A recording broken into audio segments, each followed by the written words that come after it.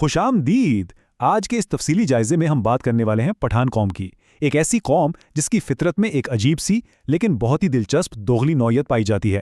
خان عبد الغنی خان کی زبردست تحریروں کو سامنے رکھتے ہوئے ہم ایک ایسی ثقافت کے اندر جھانکیں گے جہاں ایک طرف تو انتہائی سخت گیر جنگجو اصول ہیں اور دوسری طرف کمال درجے کی رومانیت۔ تو چلیں اس منفرد قوم کی اس پیچیدہ سادگی کو سمجھنے کا سفر شروع کرتے ہیں۔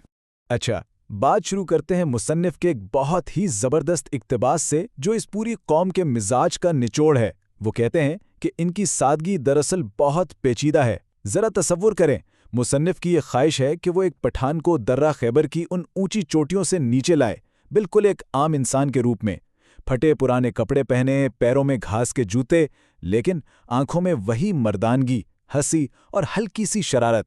یہ اقتباس ہی ثابت کرتا ہے کہ ایک پٹھان کی بظاہر نظر آنے والی سادگی کے پیچھے کتنی گہری اور پیچیدہ شخصیت چھپی ہوتی ہے۔ حصہ 1، مفروضے یونانی اور تاریخ۔ تو اس کلچر کو صحیح معنوں میں سمجھنے کے لیے ہمیں تاریخ کو ان پرانے قبائلی مفروضوں سے تھوڑا الگ کر کے دیکھنا ہوگا۔ ہم سب نے اکثر سنا ہے ایک عام مفروضہ ہے کہ پٹھانوں کا تعلق شاید بنی اسرائیل کے کسی گمشدہ قبیلے سے ہے، لیکن مصنف کا استدلال یہاں بالکل مختلف ہے۔ ان کے مطابق پٹھانوں کے رسم و رواج اور جنگی اصول دراصل قدیم یونانیوں یعنی اسپارٹن طرز زندگی سے بہت زیادہ ملتے جلتے ہیں۔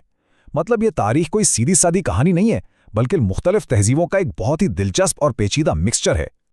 اور اگر ہم اس تاریخی سفر کو دیکھیں تو یہ اور بھی حیران کن ہو جاتا ہے۔ ذرا سوچیں، مشہور تاریخ دان ہیروڈوٹس نے انہیں بیکٹیرین پکارا، پھر سکندر اعظم کی یونانی سپاہیوں نے یہاں آ کر باقاعدہ ڈیرے ڈال لیے اور اپنے نام اور رسم و رواج یہیں چھوڑ گئے۔ اس کے بعد آتا ہے گریکو بدھسٹ دور۔ صدیوں تک یہاں بدھ مت کی عدم تشدد کی تعلیمات کا زور رہا، اور پھر شاید اسی طویل امن کے ایک شدید رد عمل کے طور پر وہ جنگجو فطرت پروان چڑھی جسے ہم آج جانتے ہیں۔ یعنی ان فاتح فوجوں کے ملاپ نے مل کر اس قوم کی شناخت کو ایک بالکل نیا رنگ دیا۔ حصہ 2، شاعری اور شاہین۔ اب تاریخ سے ذرا آگے نکلتے ہیں۔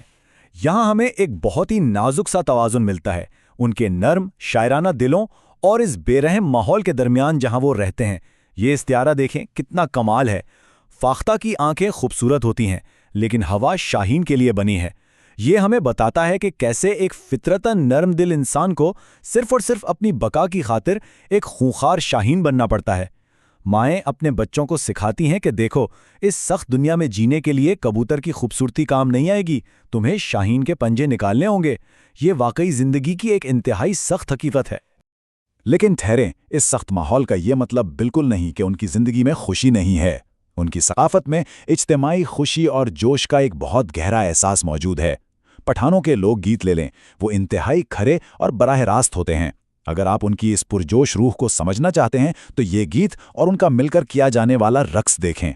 اس میں ان کی اندرونی توانائی اور وہ جو ایک گہرا قبائلی بندھن ہے وہ پوری طرح چھلکتا ہوا نظر آتا ہے۔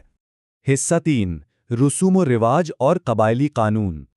اب بات کرتے ہیں ان اصولوں کی جو اس پرجوش توانائی کو کنٹرول کرتے ہیں، اور یہ اصول بہت سخت اور غیر لچکدار ہیں۔ پڑھنے یا سننے میں یہ روایات آپ کو شاید بہت ظالمانہ لگیں۔ مثال کے طور پر فرار یا بدکاری پر سیدھی موت کی سزا، یا پھر ہسپتالوں کی غیر موجودگی میں کوئی ایسی بیماری لانے پر موت جو پورے قبیلے کے لیے خطرہ بن سکے۔ لیکن ذرا سوچئے، جہاں باقاعدہ عدالتیں، ہسپتال یا پولیس نہ ہو، وہاں بچنے کا یہی ایک قدیم طریقہ کار بچتا ہے۔ یہ دراصل ایک انتہائی سخت خود مختار نظام انصاف ہے، جہاں ہر فرد خود ہی جج ہے اور خود ہی جلاد، اور یہ سب قبیلے کی صحت اور عزت بچانے کے لیے کیا جاتا ہے۔ حصہ 4، باغی مرتضیٰ کا راستہ۔ اس سب کو مزید گہرائی سے سمجھنے کے لیے ہم مرتضیٰ کی سچی کہانی دیکھتے ہیں، جو ان اٹل قبائلی قانونوں کی زنجیروں میں پوری طرح جکڑا ہوا تھا۔ اس سے ہمیں خون کے قرض کا یہ پورا نظام سمجھ آتا ہے۔ ہوتا کچھ یوں ہے کہ خاندانوں میں صدیوں پرانا خون کا حساب چل رہا ہوتا ہے۔ بدلہ لینے کے لیے ایک دوست کو مار دیا جاتا ہے، اور پھر جب مرتضیٰ اس قاتل کو مار کر اپنا انتقام پورا کرتا ہے تو وہ اسی لمحے قانون کی نظر میں ایک اشتہاری مجرم بن جاتا ہے۔ یہ انتقام کا ایک ایسا نہ ختم ہونے والا المناک چکر ہے جس میں ایک انسان کو اپنی عزت بچانے کے لیے بالآخر قتل کرنا ہی پڑتا ہے، چاہے اس کی قیمت اسے اپنی آزادی کھو کر ہی کیوں نہ چکانی پڑے۔ برسوں تک ایک اشتہاری مجرم کی زندگی گزارنے کے بعد جب مرتضیٰ عدم تشدد اور امن کے راستے پر چلنے کی کوشش کرتا ہے تو اس کا نتیجہ واقعی دل خراش تھا۔ اس کا یہ جملہ کہ ایک ہی وقت میں ولی اور خان بننا بہت مشکل ہے، سیدھا دل پر لگتا ہے۔ یہ اقتباس بلند اخلاقی اصولوں اور قبائلی بقا کی کٹھن حقیقتوں کے درمیان موجود اس ناممکن تصادم کو پوری طرح ہمارے سامنے لا کر رکھ دیتا ہے۔ حصہ 5 عدم تشدد کا بادشاہ۔ لیکن یہاں ایک بہت بڑا موڑ آتا ہے۔ حیرت کی بات دیکھیں کہ خون ریزی، انتقام اور شاہین جیسی سخت خصلتوں والی اسی مٹی سے تاریخ کی ایک انتہائی گہری اور پرامن تحریک نے بھی جنم لیا۔ جی ہاں، ہم بات کر رہے ہیں خدائی خدمتگاروں کی۔ یہ ایک بے حد بہادر تنظیم تھی جس نے برسوں سے چلے آ رہے بندوق اور انتقام کے کلچر کو تعلیم اور سماجی اصلاحات سے بدلنے کی کوشش کی۔ ان کا مقصد بس ایک تھا کہ کسی طرح اپنی قوم کو ان خونی چکروں سے نکال کر شعور اور امن کی طرف لایا جائے۔